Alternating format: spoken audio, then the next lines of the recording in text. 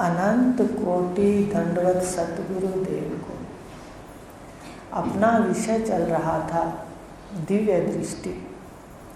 उसमें भगवान ने बताया कि जब अपना स्वरूप तत्वम असि अहम ब्रह्म अस्मि जान लेंगे तो वो ब्रह्म ज्ञानी शरीर पर उतर कर जब व्यवहार करेगा कैसा होगा। आप भी इस बात को, चाहे वो अधूरे साधक बैठे हैं, नए की अलग बात है, अधूरे तो समझ रहे हैं कि क्या कह रही हूँ, कौन सी स्थिति है, तो उसमें विचार करना है इस बात का कि ज्ञान के बाद दर्शन में अद्वैत हो और वर्तन में द्वैत। दर्शन अद्वैत का करना है, वर्तने में अद्वैत नहीं हो सकता।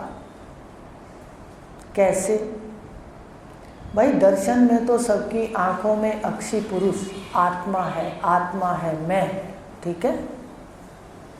भले वो शरीर को पार करके है, पर आपको एक बार समझ आ गई तो आंखों में बैठा है। दर्शन करें आत्म सत्ता का, अक्षी पुरुष का, पर वर्तने के अंदर द्वैत। वहाँ माँ से अलग व्यवहार, पत्नी से अलग व्यवहार, पति से अलग व्यवहार, भाई से अलग व्यवहार, वर्तन में भेद और दर्शन में अभेद। ऐसा व्यवहार करना है। जब दर्शन अपने सतगुरु का आंखों में कर लोगे, भगवान का कर लोगे कि आप ही बैठे हो, तो आप गलत नहीं कर सकते किसी के साथ। गलत तो अंतःकरण पे बैठ के होता है। जब तम प्रधान हो जाता है व्यक्ति का, वासनाएं प्रधान हो जाती हैं, तो उसका विवेक शून्य हो जाता है। आकाश के तत्व पढ़े थे 5, 25 तत्वों में आकाश के कौन से 5 हैं? शोक, काम, क्रोध, मोह और भय। तो जब हम कामनाओं में घिरते हैं तो आकाश तत्व का और वायु तत्व को मिलाकर के काम बना है। आकाश की शून्यता और वायु का उड़ना, ये दोनों को मिलाकर के काम बना है, कामनाएं बनी। तो कामनाओं के समय मन उड़ाने भरता है और बुद्धि विवेक शून्य हो जाती है। इसलिए जीव कामनाओं के अंदर दूसरे से अनर्थ कर लेता है। आ रही बात सब? इस शरीर का एक एक पुर्जा, एक एक वृत्ति जान लो, फिर व्यवहार में उतर जाओ। ऐसे तो सारी गड़बड़ है। हम किसी को हथौड़ा मार रहे हैं, किसी से खा रहे हैं, किसी का क्या कर रहे हैं, और रोज नए कर्म के बीज डाल रहे हैं। तो अच्छे तो डालें, क्योंकि आज के डाले बीज कल वृक्ष बन जाएंगे। कर्म के बीज डालना तो आसान है, स्वतंत्र है जीव, पर जब वृक्ष बनते हैं तो कई बार काटना मुश्किल हो जाता है। इसलिए कहा भगवान ने कि दर्शन में अद्वैत, माने एक के दर्शन करने, आँखों में अक्षी पुरुष की, और वर्तन में द्वैत। कैसे? देखो, मिट्टी के बर्तन हैं, मिट्टी तो सब में एक है। दर्शन तो मिट्टी के करो, पर वर्तने के लिए कसोरा, मिट्टी का प्याला, सुराही, मटका, ठीक है, वो पैरों को झांवा लगाते हैं ना साफ करने के लिए। तो वर्तन में तो भेद है और दर्शन में अद्वैत है। ऐसे ये है। तो ऐसा हमारा मनन हो संध्या के समय, सुबह अंधेरे में उठो, जब सब सो रहे हो तब अपना काम करो, तब देखो संध्या पे बैठ के कि वास्तव में एक दिन रोज शरीर का मर रहा है। इसलिए मुझे अपने निश्चय को पक्का करना है। ये भगवान कह रहे हैं, आगे और खोल के बताएंगे कि किस प्रकार अब से समझ आ गई कि ज्ञान के बाद हमने गड़बड़ नहीं करनी। तू भी ब्रह्म मैं भी ब्रह्म। मेरे को पहले कई संत तक कह देते थे कि कहाँ तू भी ब्रह्म मैं भी ब्रह्म, ये बात है। मुझे आता था, बात कहाँ समझ आई। तू और मैं कहाँ ब्रह्म, जहाँ तू है वहाँ मैं है, शरीर है या नहीं है बताइए। लेकिन बोलते नहीं थे कि भाई कितना तू और मैं में व्यवहार हो रहा है। व्यवहार तो सदा आकार में होगा ना। देखो व्यवहार सदा मटके में है, व्यवहार सदा झावे में है, सुराही में है, पर दर्शन अद्वैत के। व्यवहार सदा स्त्री में पुरुष में संबंधों में उसमें है, और दर्शन में आत्मा है। तो ये भगवान कह रहे हैं। अब अज्ञानी, अब भगवान ये कह रहे हैं कि जो अज्ञानी है, ब्रह्मज्ञानी की निष्ठा हो जाती है पक्की कि मैं आत्मा ब्रह्म हूँ। ये कह रहे हैं कि अज्ञानी भी बहुत निष्ठावान होता है। अज्ञानी भी अपने शरीर में इतना निष्ठावान होता है कि उसको 10 बार वहाँ से हटा लो वो फिर शरीर में कूद जाता है। उसको देह होने की बड़ी निष्ठा होती है कि मैं स्त्री हूँ, मैं पुरुष हूँ। हम सब बैठे हैं, सच बताओ कितना सुन के यहाँ जाते हैं, बाहर जाते माया कहती है बाहर आ जाते। तो बताओ बाहर जाते ही शरीर की इतनी निष्ठा हो जाती है कि हम इसके अनुसार व्यवहार करते हैं। इसके संशय, इसकी विपरीत भावनाएं हमारे हृदय के अंदर घर करी होती हैं। जबकि सारा का सारा कपड़ा उतार के रख दो कि ये मैं तो हूँ ही नहीं, मैं आत्मा सच्चिदानंद,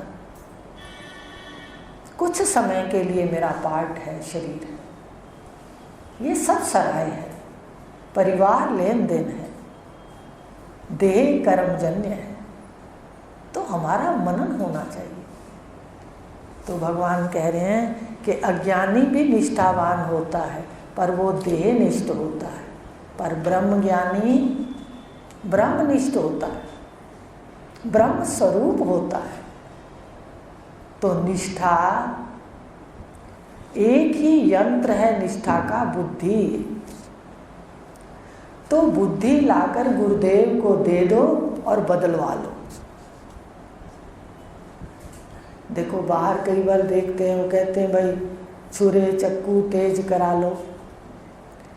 आपसे कह रहे हैं भाई बुद्धि के इतने गुरुदेव यंत्र लाए हैं, बुद्धि वाले यंत्र इतने हैं, हर कोई अपना अपना यंत्र बदलवा लो।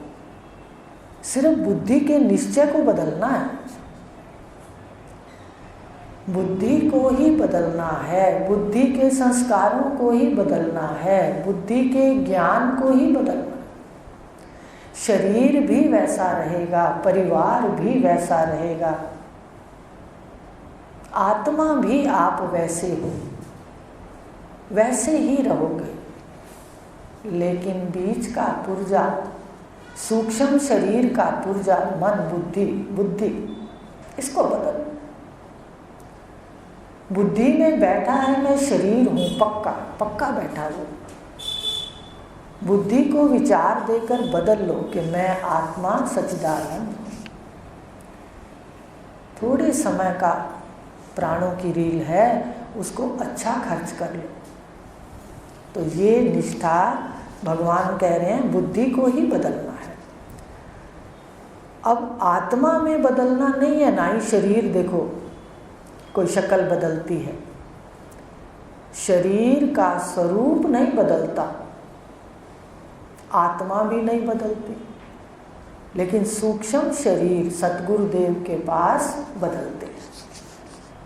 तो इस प्रकार कहा कि भगवान कृष्ण का संदेश है कि व्यवहार के अंदर अद्वैत के दर्शन करो।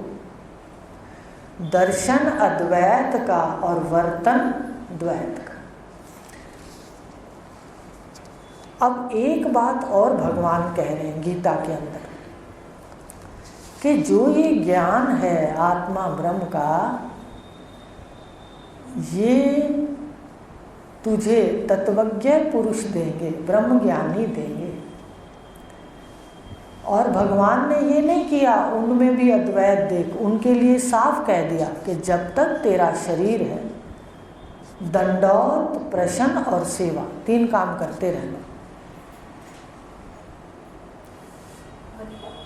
अब एक बात कही, सारी दुनिया में तो द्वैत अद्वैत देखो, पर वर्तन द्वैत में करो। अपने सतगुरु देव के साथ वर्तन सदा द्वैत में करो। सारे में आपको समझ आ जाए सर्वम खलविदम ब्रह्म, पर जब गुरु के सामने जाओ तो 3 बातें कह दी, दंडौत, प्रश्न, सेवा। माने वहाँ द्वैत करो, गुरु गुरु रहे और शिष्य शिष्य। आप कहोगे क्यों ऐसा कहा?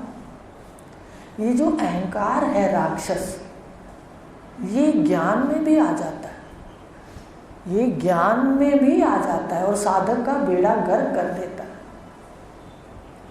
इसलिए साधक ये बात अपने पल्लू में बांधे कि सारी दुनिया में द्वैत अद्वैत देख लो, पर सतगुरु के सामने भगवान का कहना मानो। ये बात उन्होंने कह दी। एक तो अपनी निष्ठा बदल डालो, बार बार मनन करो मैं तो आत्मा हूँ। देखो रात को मेरे पास शरीर कहाँ होता है, मुझे तो मनन होता है कि बता तू असंग होना नहीं है, तू तो पहले से ही है।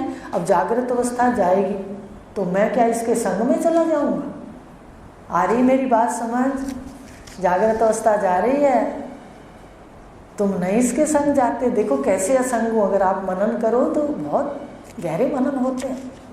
फिर स्वप्न अवस्था आ जाती है, वो भी चली जाती है, उसके भी साथ मैं नहीं जाता।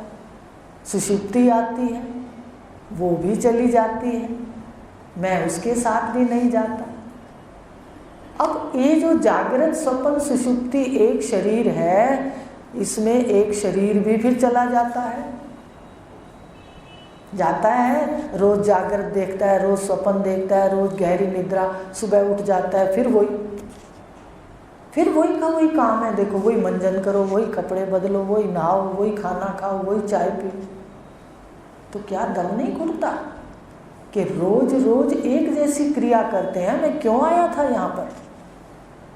उल्टा शरीर के भोग, इसके सुख दुख भी भोगने पड़ते हैं। तो इस प्रकार कह रहे हैं कि किस प्रकार हम द्वैत में दर्शन अद्वैत का और वर्तन द्वैत। तो इस प्रकार ये जीवन में अपना लें कि इस अहंकार को खड़ा ना होने दें। ज्ञान के बाद अहंकार आ जाता है, थोड़े से ज्ञान में मुझे तो ज्ञान आ गया, बस अब मुझे तो ज़रूरत नहीं श्रवण की भी। पर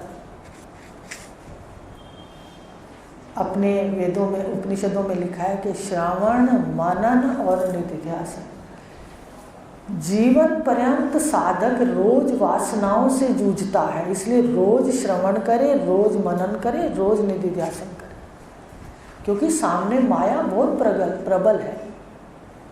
ये इतनी जल्दी मोह में खींच लेती है, आसक्ति में खींच लेती है, इस 14 इंद्रियों के विषयों की पूर्ति में खींच लेती है, खींचती है।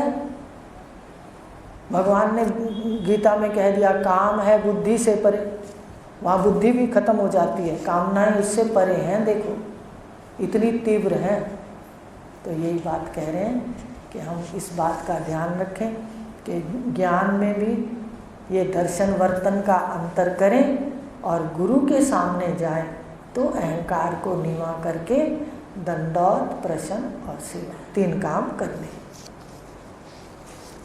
ये भगवान ने कहा, इसमें संस्कृत में दिया हुआ है, पढ़ लेना। अब आप देखें 60 पृष्ठ के ऊपर,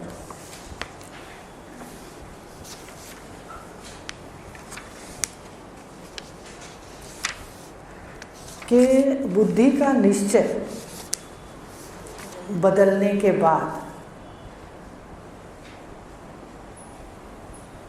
व्यवहार भी बता दिया कि तू सदा व्यवहार के अंदर आप सरीखा देखो, अब एक बात और कही भगवान ने कि भाई जगत के अंदर 3 गुण हैं, सत्य, रज और तम। सत्य वाले का व्यवहार सुख पूर्वक होगा, हमें सुख देगा, हमें शांति देगा। आज घर जाके देख, एक व्यक्ति हमारे को सुख और शांति देता है, एक व्यक्ति आता है हमारे हृदय के अंदर उथल पुथल शुरू हो जाती है, रजोगुणी। एक व्यक्ति आता है हमारी बात को ताना में बदल देता है, ताना कशी के अंदर, वो तमोगुणी। तो तीनों गुण हमारे आसपास हैं। तो भगवान ये कह रहे हैं कि भाई 3 गुण का जो सृष्टि के अंदर व्यवहार है, अगर तेरे को कोई गुण नहीं सुहाता तो तू झगड़ा मत कर। 2 बार गीता के अंदर कहा है, दूसरे अध्याय में तो साफ कहा है, त्रय गुण विषया वेदा, त्रय गुण विषया वेदा, के वेदों के अंदर 3 गुणों का काम है कि 3 गुण वाले लोग हैं।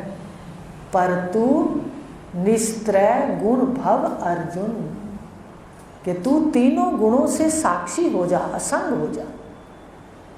कि भाई कोई कर रहा है, तू जवाब सवाल मत कर, तू मन के पीछे चला जा।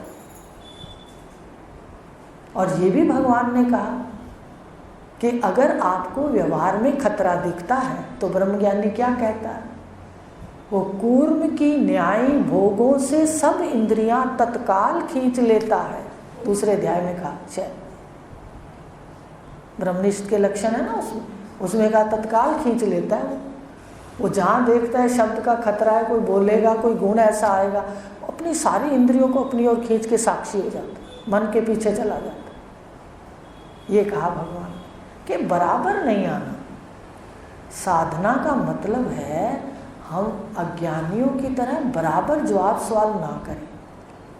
जैसे हम साधना में आए, किसी की बात को छोड़ें। याद रखना, धूल सदा चिपकती है, गुण मन के अंदर बसते हैं।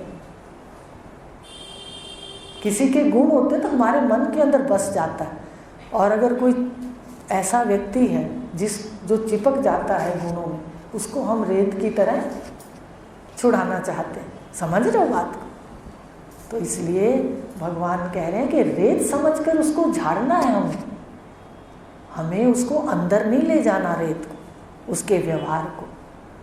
3 गुणों में सृष्टि है, तो 3 गुणों से असंग हो जा। फिर कहा, उदाहरण दिया, सुन लो। उदाहरण क्या है? गुरुदेव उदाहरण देते हैं कि देखो 3 गुणों का 3 परों का पंखा है। अगर हम इसके असंग होकर के बैठे हैं तो ये हवा दे रहा है। इस 3 पर वाले पंखों से अलग बैठे हैं तो सुख दे रहा है, हमें हवा दे रहा है। और अगर इसके अंदर पकड़ने की कोशिश करेंगे, इसमें हाथ डालेंगे, तो ये लहूलुहान करेगा। ऐसे ही मेरे बहन भाइयों, अपनी शक्ति को बचा लो। शक्ति जब हम किसी से बराबरी करते हैं तो हमारी शक्ति घटती है, होता कुछ नहीं। तो 3 गुणों में अगर हम उलझेंगे तो हमारा मन लहूलुहान होगा। इससे अच्छा असंग होकर के 3 गुणों की हवा लो कि भाई हाँ, वो तो ऐसा है, वो ऐसा है, हमें पता चल जाए। हम बचने लग जाएं कि वो व्यक्ति का गुण हमें नहीं सुहाता, हमें पचता नहीं है, हम थोड़े परे हो जाएं, बराबरी ना करें। ये कहा भगवान, निस्त्रय गुण भव अर्जुन। एक तो दूसरे अध्याय में कहा है, कि आगे भी एक बार कहा, शायद 18वें में कहा। अब ये बात समझ आने के बाद कि मनुष्य को चारों खानियाँ सुख देती हैं। आप विचार करो, पेड़ पौधे भी सुख देते हैं, आपको देते हैं। किसी की दवाई बनाते हो, किसी कोई आपको ऑक्सीजन देता है, कोई आपको फूल आपको प्रसन्नता देते हैं।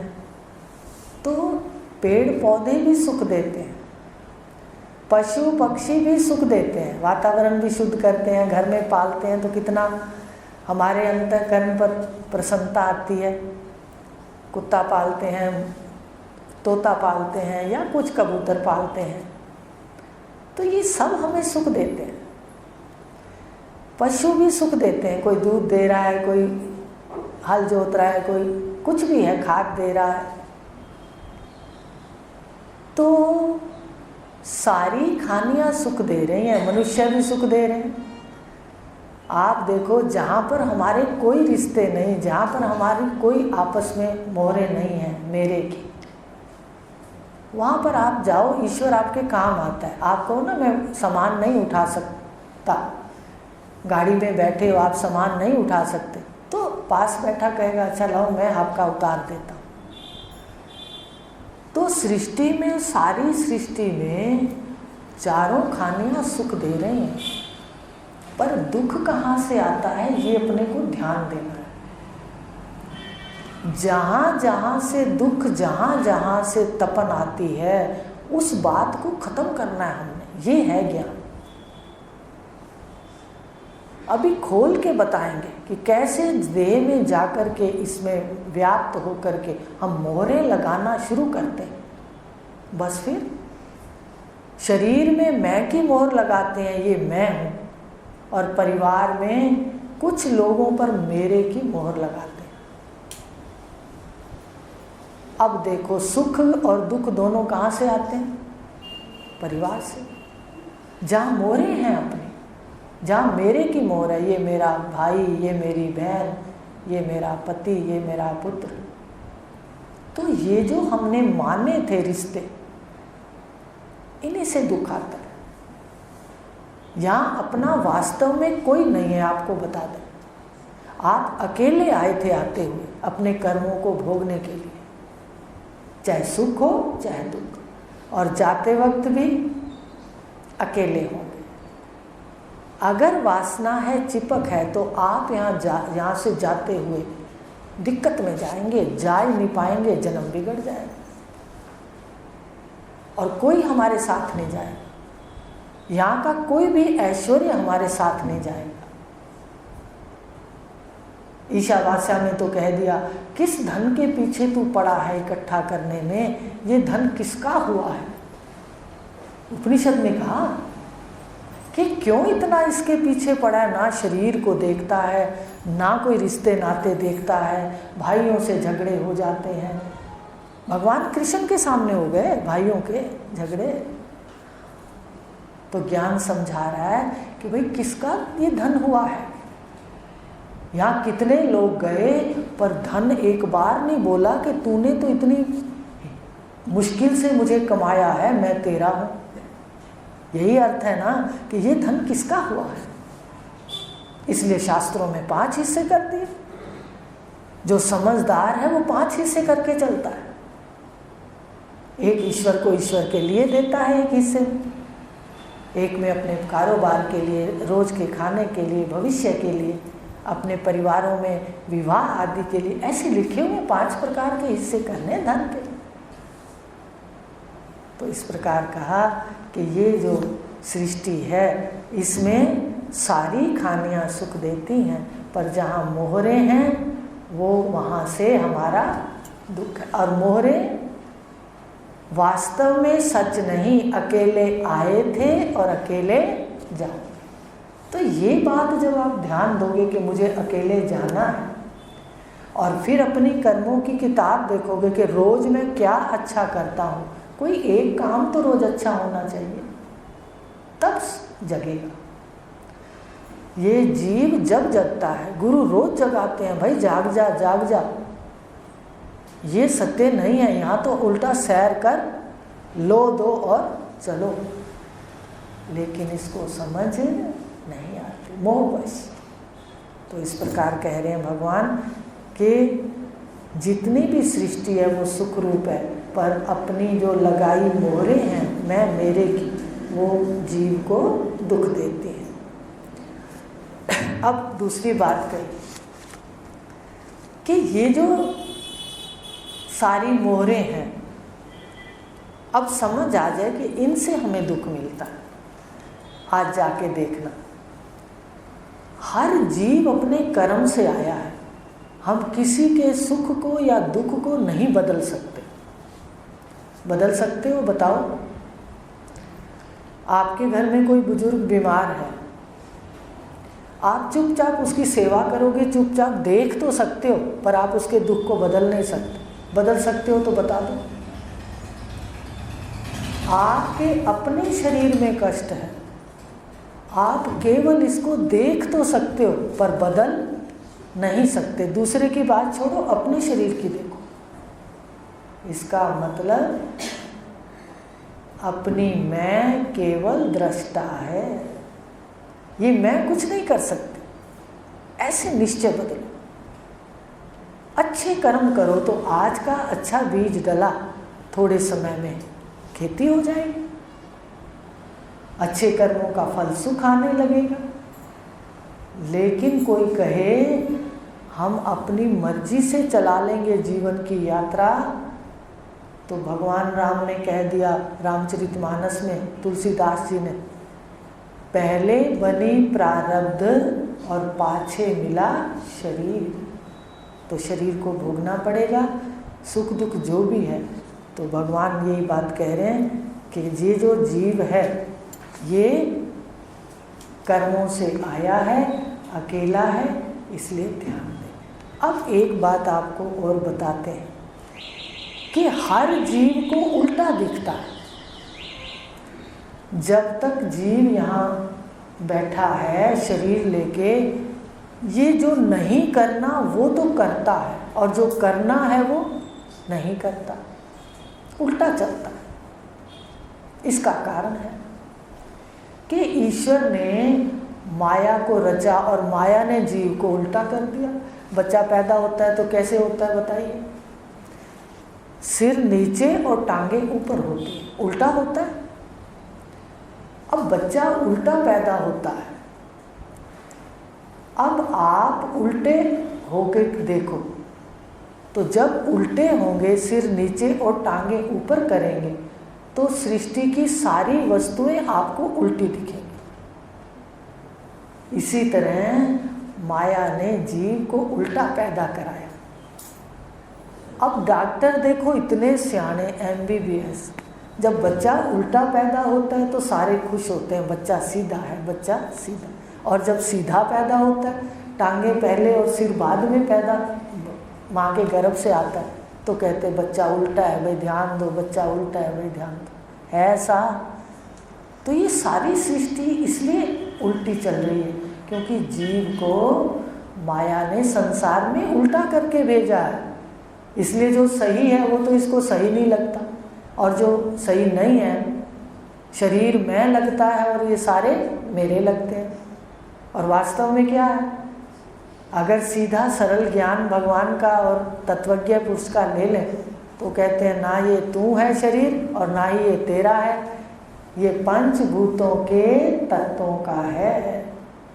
तू आत्मा है, सत्य है, चिद है, आनंद है। तेरा यहाँ किसी के साथ कोई संबंध नहीं है। अपने समय का सदुपयोग कर ले। रोज अच्छा काम, ज्ञान जब तक समझ नहीं आता करना शुरू कर दो। तो इस प्रकार बताया कि ये जो सृष्टि है इसमें जीव को उल्टा क्यों दिखता है, क्योंकि ये पैदा ही उल्टा हुआ है। इसलिए अब ये बताया कि जिस प्रकार ये ज्ञान मिलता है, तो ज्ञान जो देता है उसको हम कैसे पहचानें? भाई ज्ञान जो दे रहा है तो हमें कैसे पता लगेगा कि अब हम तो सोचते थे जब गए थे ढूंढने गुरु को, देखो इसने बहुत ढूंढा और सन्यास की ही इच्छा थी। मुझे तो मेरे गुरुदेव ने बहुत गहराई से ले जाकर संतों के बीच में, इतना गहराई से ले जाते थे और मुझे दिखाते थे, तो मेरा ये अध्यास छूट गया कि मुझे संत बनना है। तो आपको बताएं कि हम अगर जाते तो मन में आता था भाई गुरु तो लटाएं होती हैं बड़ी बड़ी और भगवा कपड़ा पहन के बैठे होते हैं और कोई आसन पर बैठे होंगे, वो गुरु होंगे हमारे। लेकिन भगवान ने तो यहाँ पर उपनिषदों के माध्यम से बता दिया कि गुरु का कोई वर्ण नहीं, कोई आश्रम नहीं, कोई जाति नहीं, किसी भी जाति का। आपने उपनिषदों में पढ़ा होगा कि राजा प्रवाहन क्षत्रिय वंश के थे और उनके पास उदालक ऋषि, गौतमी उदालक, उसके पुत्र श्वेतकेतु एक राजा के पास ऋषि गए ज्ञान लेने और उन्होंने साल भर सेवा कराई है। देखिए इस ज्ञान की परंपरा देखिए, ये साधारण ज्ञान नहीं है। आपके पिछले कोई भाग्य हैं जो आपको सुनने के लिए ऐसे चर्चा करते करते आप तक बातें पहुंच गई, या जो लोग दूर से सुनने आते हैं, ये आपके भाग्य हैं। आप इसको बढ़ाओ अपने भाग्य को। और भगवान ने कहा ये मेरा अनाशी बीज है, सुख साध्य है, कहा है मेरे ख्याल 14वें में कहा, अध्याय याद ना भी हो तो आप ये बात देखो कि मेरा बीज 15वें में शायद अनाशी सुख साध्य, 15वें अध्याय का। चलो किसी में अपने इस बात को नहीं लेते, मेरी वृत्ति रटने वाली नहीं होती, इस वक्त देखने वाली होती है कि सत्य क्या। तो बताइए ये बीज अनाशी है, इसलिए आप बैठे हो यहाँ। पिछले जन्मों में कोई गुरु होंगे पर वासनाएं ज़्यादा थी, इसलिए कोई तो बिल्कुल बूढ़ा होके आया है और कोई जवानी में आ गया। उसकी वासनाएं कम होगी और ज्ञान ज़्यादा होगा तो वो जवानी में आने लग गया। अब वो आगे बढ़ा है। विचार सागर दर्पण के अंदर ब्रह्मसूत्र का वो है भाग, उसमें साफ कहा है कि अगर आ गए हो, अगर आपकी मन आपको ले आया है तो लौट के पीछे ना जाओ कर्तापन में, तुम बैठे रहो, तुम्हें जरूर मिलेगा आगे का रास्ता। तो इस प्रकार ये बात है कि ये जो गुरु हैं इनका कोई नियम नहीं। देखो गार्गी सारे ऋषियों की वो जज बनी, बताइए, जहाँ याज्ञवल्क्य बैठे हैं, राजा जनक बैठे हैं, और राजा जनक के पास वेद व्यास जी ने अपने पुत्र सुखदेव को भेजा कि जाओ उनसे ज्ञान लेके आओ। सुखदेव जी को पता था कि मैं इनका पिता लगता हूँ, इनको मैं पिता दिखता हूँ, इसलिए ये मेरे से ज्ञान नहीं ले सकेंगे। और ये भी पता था कि सुखदेव जी को सूक्ष्म अपने सन्यासी आश्रम का की विशेषता का भाव था कि सन्यासी श्रेष्ठ होते। तो उन्होंने किसके पास भेजा? देखिए जो गृहस्थी की पराकाष्ठा, सोने के मुकुट, सोने के ताज, और स्त्रियां आगे पीछे उनको, जब वो गए थे तो यही हो रहा था कि कोई उनको कपड़े दे रहे थे, कोई उनको बाजूबंद बांध रहे थे, कोई ताज दे रहे थे। तो गृहस्थी की पराकाष्ठा राजा जनक, और उसके पास गए सन्यासी की पराकाष्ठा एक लंगोट पहनने वाले सन्यासी सुखदेव। देखिए गुरु के अंदर कोई होता कि भाई गुरु ऐसा ही होना चाहिए, सिर्फ गुरु तत्वज्ञ पुरुष। दूसरे अध्याय के अंदर लक्षण, मन बदलना है बस। और जिसको परंपरा में, गुरु परंपरा में गुरु की आज्ञा होती है, सारा कुछ अपनी धरोहर गुरु दे के जाते हैं, वही सबका कल्याण कर सकता है। अपनी मर्जी से ज्ञान लेने वाला नहीं कर सकता। उसको पता ही नहीं कि इसके बाद इसको क्या देना है, इसको कैसे इसका शोधन कराना है, कैसे इसको शब्द देना है, शब्द में क्या क्या काटना है, क्या क्या रखना है। तो ये बड़े रहस्य। तो गुरु सिर्फ तत्वज्ञ पुरुष होते हैं, चाहे वो स्त्री हो या पुरुष, चाहे राजा हो या, अब देखो वो क्षत्रिय वर्ण के हैं, उन्होंने कहा भी कि भाई आप ब्राह्मण वर्ण हो, ये क्षत्रिय वर्ण है। इसलिए उन्होंने क्या किया, उनको 1 साल सेवा रहने के लिए कहा और फिर ज्ञान दिया। तो यहाँ कोई भी ये नहीं कि गुरु कैसा होना चाहिए, कहते गुरु सिर्फ तत्वज्ञानी ही होना चाहिए।